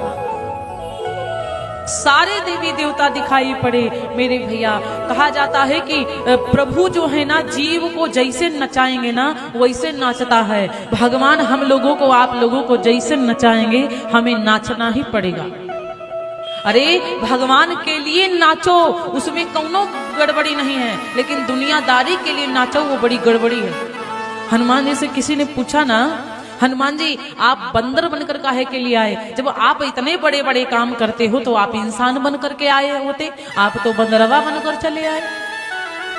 हनुमान जी ने कहा कि मैं बंदर बनकर क्यों आया हूँ, पता आखिरों हम नाच रहे हैं, आखिरों हमको भोले बाबा नचाए और हम नाचते हैं तो राम जी के काम के लिए नाचते हैं। और आजकल इंसान जो बनकर आते हैं वो अपने काम के लिए बंदर बन जाता है, अपने काम के लिए नाचता है। अरे नाचना है तो राम के काम के लिए नाचिए। और दुनिया आजकल कैसे अपने लड़का के लिए नाच रही, कोनो अपनी पत्नी के लिए नाच रहा, कोनो किसके लिए नाच रहा, कोनो किसके लिए नाच रहा, सब नाचिन तो रहे हैं। इससे अच्छा हनुमान जी ने सोचा हम बंदर वही ठीक है, हमको इंसान नहीं बनना।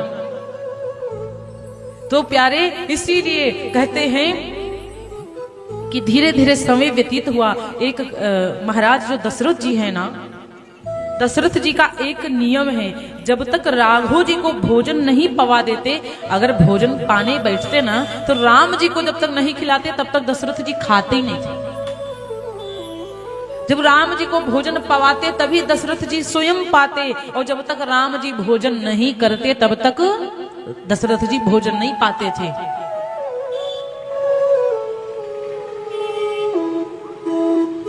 और हर व्यक्ति के जीवन में यही होना चाहिए।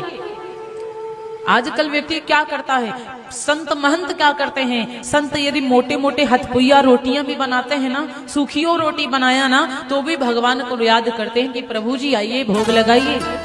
अब आजकल माताएं रोटियां सेकती जाएंगी, पति देवता निपटाते जाएंगे, क्योंकि ड्यूटी जाना है ना।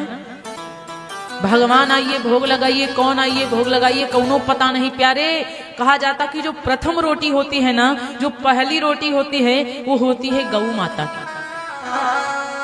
कैसी? गैया मैया की होती है पहली रोटी, और दूसरी रोटी है सासू अम्मा की।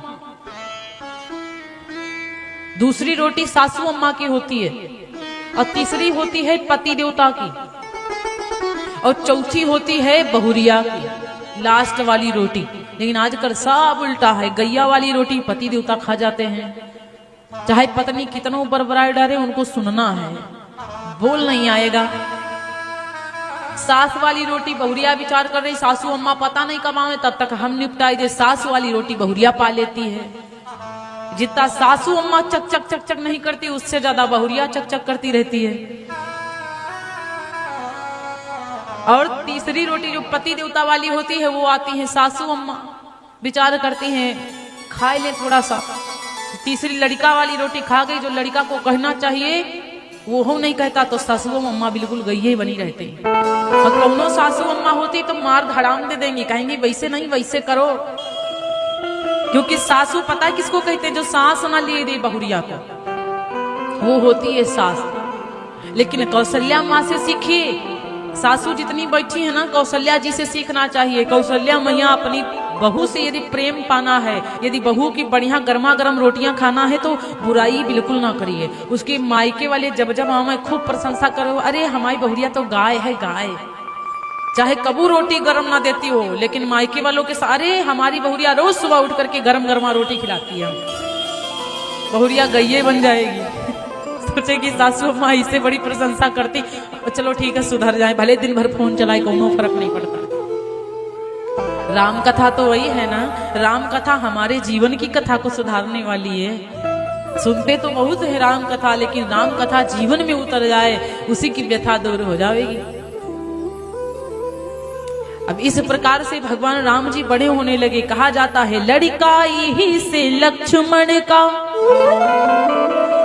रघुबर से प्रेम अपार हुआ, और उस ओर भरत जी से अथाह, शत्रुघ्न लाल से प्यार हुआ। इधर राम जी लक्ष्मण जी से अथाह प्रेम हुआ और उधर भरत जी शत्रुघ्न जी से प्रेम हुआ। चारों ही बालक सुंदर थे, चारों ही रूप मनोहर थे, फिर भी वे कौशल्या नंदन चारों से बढ़कर, चारों से सबसे बढ़कर थे। चारों लोग बड़े सुंदर हैं, बड़े प्यारे हैं, लेकिन कौशल्या जी के पुत्र जो राम है ना, वो तीनों से चारों से बढ़कर के हैं प्यारे। एक बार की बात है, राजा दशरथ जी कौशल्या मैया जी के यहाँ तमाम से संत आ गए। बहुत सारे संत महंत आए, कौशल्या मैया को देखा। कौशल्या मैया ने जैसे संतों को देखा बड़ा सम्मान किया, भोजन इत्यादि पवाया, खूब धन दिया। जब खूब धन दिया, बढ़िया से बैठे रहे ना, अब सारे संत पा लिए सामान, फिर चले जा रहे हैं। और जैसे द्वार पर पहुंचे और तुरंत पीछे मुड़ गए, जहां राम जी दीवालों को पकड़ करके चल रहे थे ना, राम जी को सारे संत देख रहे हैं। कौशल्या जी ने विचार किया, हमको कुछ समझ नहीं आता है कि हमारा लल्ला जब खेलता है तो ये सब देखते क्यों रहते हैं, और संतों को जब हम दे देते तो ये जाते क्यों नहीं है। कौशल्या जी ने एक बार संत से पूछा, बाबा आपको दे देती हूँ, भिक्षा भी दे देती हूँ, कोई कमी रह जाती हो तो बोल दिया करो, आप भिक्षा पाने के बाद भी खड़े रह जाते हो। संतों ने कहा, देवी मैं इसलिए खड़ा रहता हूँ, इस भिक्षा से बड़ा है आपके पुत्र के दर्शन पाना। काश मैं दीवाल बना होता, जैसे दीवालों को पकड़कर राघव जी चलते हैं ना, यदि मैं दीवाल बना होता तो मुझे पकड़ पकड़ करके राघव जी चलते। अयोध्यावासी एक बात कहा करते हैं प्यारे, आपने बिल्ली का बच्चा देखा, बंदरिया का, दोनों में क्या अंतर होता है। बंदरिया अपने बच्चे से कहती है कि मैं तुझे पकड़ लूं, तो बंदरिया का बच्चा कहता है माँ आप क्या करोगी पकड़ करके, मैं खुद आपको पकड़ लूंगा। तो बंदरिया का बच्चा पेट में चिपक जाता है ना। कभी कभी ऐसा हो जाता कि बंदरिया एकदम से छलांग लगाई, बंदरिया का बच्चा छूट गया, मर गया। लेकिन बिल्ली का बच्चा देखते, बिल्ली खूब मारती है बच्चे को, खूब ऐसे ऐसे करती है कि चल, बिल्ली का बच्चा गिर जाता है, नहीं चलता है, तो बिल्ली स्वयं अपने बच्चे को मुख में पकड़ करके लेके जाती है। कभी भी बिल्ली के मुख से बच्चा बिल्ली का छूटता नहीं है, और बंदरिया का बच्चा स्वयं माँ को पकड़ के रखता ना, कभी कभी छूट जाता। इसीलिए आप यदि पकड़ेंगे भगवान को, यदि आप पकड़ेंगे तो हो सकता आप माया को देखकर पीछे छोड़ दो, लेकिन परमात्मा जिस दिन पकड़ लिया ना, कृपा यदि परमात्मा ने बरसा दिया ना, तो चाहे कौनो पड़ोसी हो, चाहे कौनो दुनियावासी हो, कुछ भी कह डाले, अगर वो पकड़ कर रखा है तो आपको कोई छुड़ाने वाला नहीं है। अयोध्यावासी एक बात कहते हैं, अवध सैया मोरी छोड़ो न भैया, पकड़ करके रखो प्रभु। सिया के सैया मोरी छोड़ो न बैया, अवध सैया मोरी छोड़ो न बैया, सिया के सैया मोरी छोड़ो न बैया।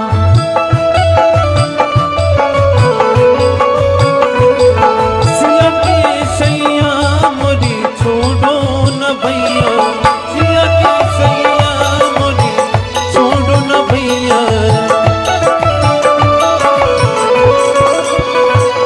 अवध सैया मोरी छोड़ो न बैया, सिया के सैया मोरी छोड़ो न बैया। सिया के सैया मोरी छोड़ो न भैया, अवध सैया मोरी छोड़ो न भैया। तुम जानत सब अवगुण मेरे, तुम जानत सब अवगुण मेरे, तुम जानते सब अवगुण मेरे। प्रभु हम जानते हैं दुनिया को छुपा दूंगा, दुनिया से अपनी कमियों को छुपा लूंगा, परिवार से अपनी कमियों को छुपा लूंगा, लेकिन आपसे कैसे छुपाऊं? क्योंकि तन की जानो मन की जानो, जानो चित्त की चोरी। और वो आप प्रभु से का छुपाए जाके हाथ में डोरी। दुनिया से छुपा लूंगा लेकिन आप से छुपा नहीं पाऊंगा। तुम जानत सब अवगुण मेरे, तुम जानते सब अवगुण मेरे, तुम जानते सब अवगुण मेरे। तुमसे नाथ, तुमसे नाथ छिपो नैया मोरी छोड़ो न बैया, सिया के सैया मोरी छोड़ो न बैया, सिया के सैया मोरी छोड़ो न भैया, सिया के सैया मोरी छोड़ो न भैया।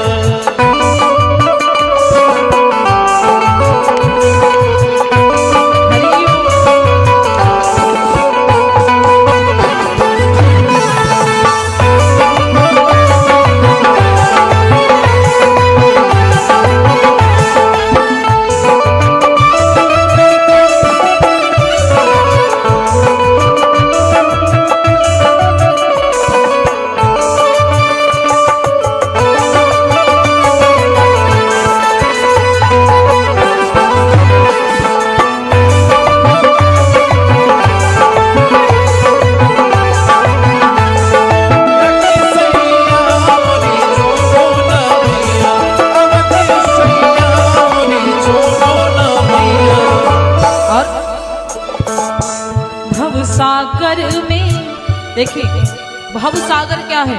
हम लोग इस सागर में पड़े हुए हैं, संसार में पड़े हुए हैं। उनको क्या हो रहा हम देख रहे हैं, उनको क्या हो रहा हम देख रहे हैं। चार लड़ाई लोग करने लग जाए हम भीड़ लगा लेते हैं। भगवान की कथा कहाँ हो रही है तो प्रचार करना पड़ता है। संसार में जाने के लिए लोग डरते नहीं हैं। भगवान की कथा में आने से भी बहुत लोग डर जाते हैं कि वहां जाएंगे हमारी कमियां बता देंगे तो टेंशन हो जाएगा। भवसागर से बही जात है, भवसागर से बही जात है, भवसागर से बही जात है, भवसागर से बही जात है, भवसागर से बही जात है। अब तो नाथ, अब तो नाथ भीर नैया मोरी छोड़ो न बैया, अवध सैया मोरी छोड़ो